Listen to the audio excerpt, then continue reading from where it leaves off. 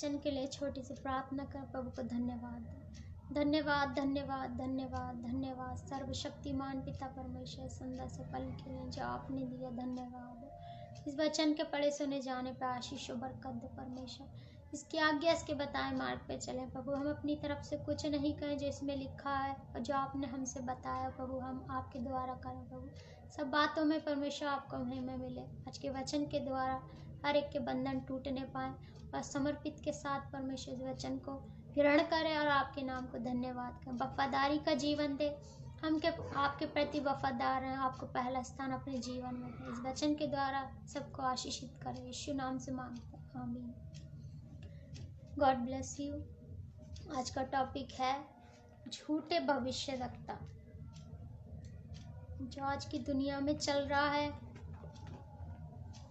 दुनिया में पाप बरस रहा है बहुत ज़्यादा, और प्रभु के नाम के लिए अपने आप को ऊंचा उठाना चाहते हैं। प्रभु का नाम को लेकर के अपने आप को प्रकट करना चाहते हैं, लेकिन ऐसा हमें नहीं करना। जो परमेश्वर ने हमें कार्य के लिए भेजा, उस कार्य को हम कर सकें। आज का विषय है झूठे नबियों के विरुद्ध भविष्यवाणी। यजकेल 13 बाब और उसकी हम पढ़ेंगे पहली आयत से। यहोवा का ये वचन मेरे पास पहुंचा, हे मनुष्य के संतान, इस्राएल जो भविष्यद्वक्ता अपने ही मन से भविष्यवाणी करते हैं, उनके विरुद्ध भविष्यवाणी करके तू कह, यहोवा का वचन सुनो। प्रभु यहोवा यूं कहता है, हाय उन मूर्ख भविष्यद्वक्ताओं पर जो अपनी ही आत्मा के पीछे भटक जाते हैं और कुछ दर्शन नहीं पाया। हे इस्राएल, तेरे भविष्यद्वक्ता खंडरों में की लोमड़ियों के समान बने हैं। तुमने दरारों में चढ़कर इस्राएल के घराने के लिए दीवार नहीं सुधारी, जिससे वे यहोवा के दिन युद्ध में स्थिर रह सकते। वे लोग जो कहते हैं यहोवा की यह वाणी है, उन्होंने भावी का व्यर्थ और झूठा दावा किया है, और तब भी यह आशा दिलाई कि यहोवा का यह वचन पूरा करेगा, तो भी यहोवा ने उन्हें नहीं भेजा। क्या तुम्हारा दर्शन झूठा नहीं है, और क्या तुम झूठ मूठ भावी नहीं कहते? तुम कहते हो यहोवा की यह वाणी है, परंतु मैंने कुछ नहीं कहा है। इस कारण प्रभु यहोवा तुमसे यूं कहता है, तुमने जो व्यर्थ बात कही और झूठे दर्शन देखे हैं, इसलिए मैं तुम्हारे विरुद्ध हूँ। प्रभु यहोवा की यही वाणी है।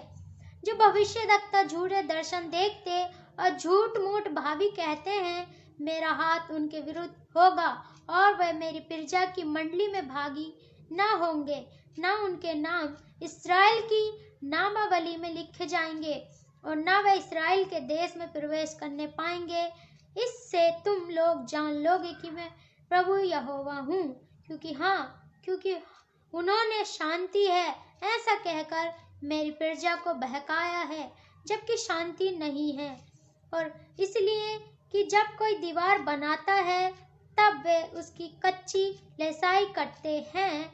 उन कच्ची लेसाई करने वालों से कह कि वह गिर जाएगी, क्योंकि बड़े जोर की वर्षा होगी और बड़े ओले भी गिरेंगे और प्रचंड आंधी उसे गिराएगी।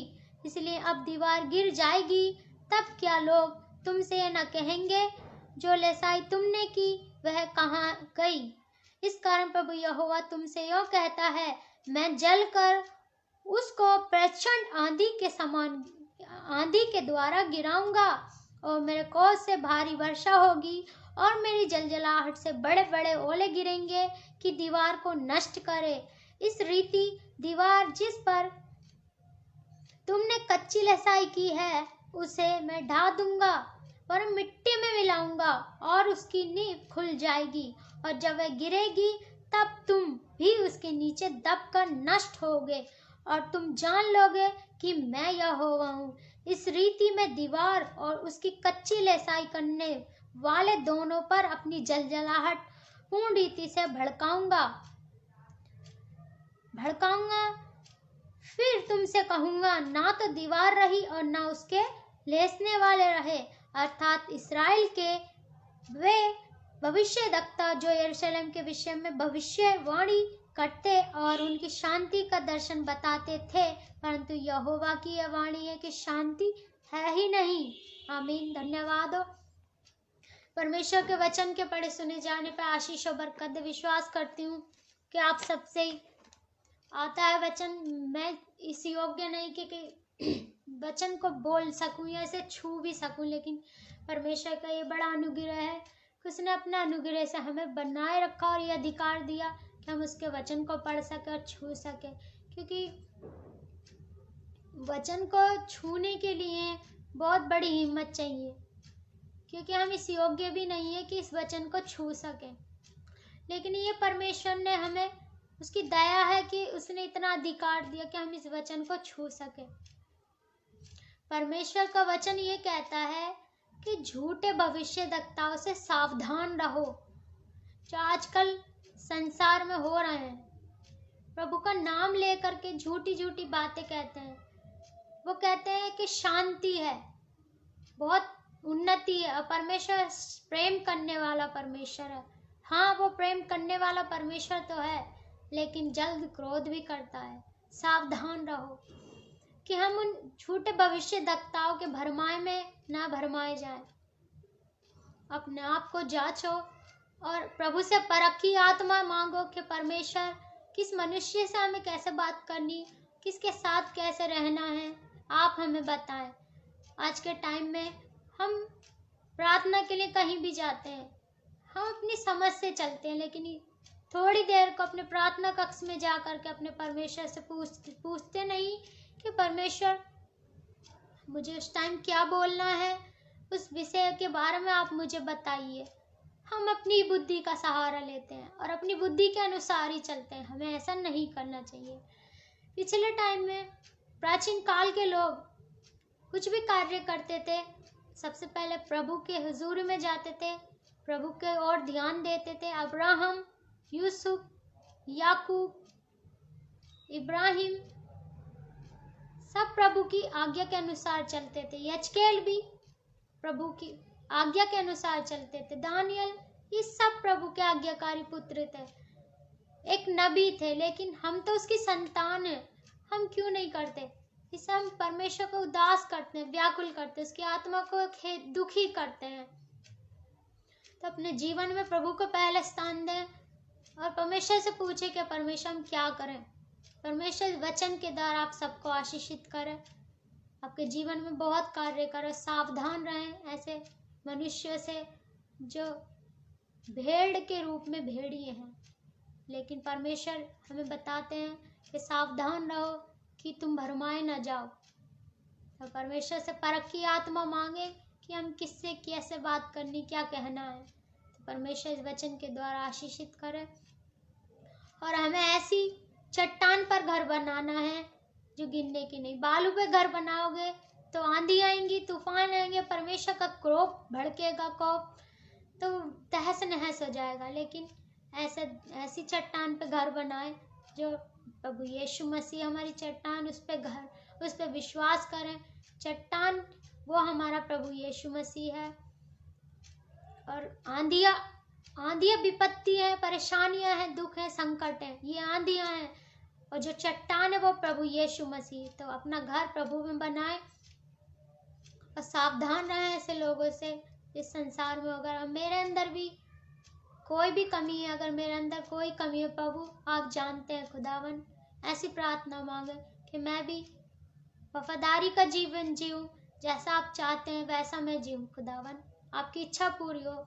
ऐसी लसाई ना करूं जो मिट्टी की है, आंधी आए, तूफान आए, वो घर ढह जाए। हम ऐसी ही लिसाई करें जो विश्वास की है। मजबूत बनाएं अपने आप को, परिस्थितियों का सामना करें, प्रभु में आनंदित रहें और ऐसे लोगों से सावधान रहें। परखें अपने आप को। अगर कोई ऐसा है भी तो अपने प्रभु से प्रार्थना करें। माफी देने वाला हमारा परमेश्वर है। एक बार पश्चाताप करें, अपने आप को समर्पित करें तो परमेश्वर हमें माफ करता है। संसार में ऐसा कोई जन नहीं है। एक बार को माता पिता भी हमारा साथ छोड़ दे चले जाते हैं, लेकिन हमारा परमेश्वर ऐसा है कि हम बार बार गुनाह करते, वो हमें माफ करता है। तो पश्चाताप करें, अपने आप को परमेश्वर के लिए समर्पित करें। परमेश्वर इस वचन के द्वारा आप सबको आशीषित करे और वफादारी का जीवन दे। हर एक दास दासियों को, हर एक के जीवन अपना काम कर, हर एक प्रभु के सेवक सेवकाई सच्चाई से वफादारी के साथ करें, क्योंकि एक न एक दिन इस संसार को तुम बहका दोगे, लेकिन एक न एक दिन एक न्याय करने वाला प्रभु यीशु मसीह आएंगे, वो हमारा न्याय करेंगे। और हमारा नाम, अगर अपना नाम जीवन की पुस्तक में लिखवाना है तो अपने आप को आज ही से सुधारें और परमेश्वर के लिए वफादारी का जीवन दे, समर्पित के साथ, पश्चाताप के साथ। अगर हमारे अंदर कोई मैं है तो उसे दूर करें और प्रभु से माफी मांगे। वो परमेश्वर माफ करने वाला परमेश्वर इस वचन के द्वारा सबको आशीष दे और वफादारी का जीवन दे। खुदावन सबके जीवन में आशीषित कर, हर एक विश्वासी भाई बहन दास दासियों के साथ, हर एक यूथ, हर एक चर्च, हर एक पास्टर, हर एक सिस्टर के साथ हो खुदावन, हर एक के जीवन अपना काम कर, वफादारी का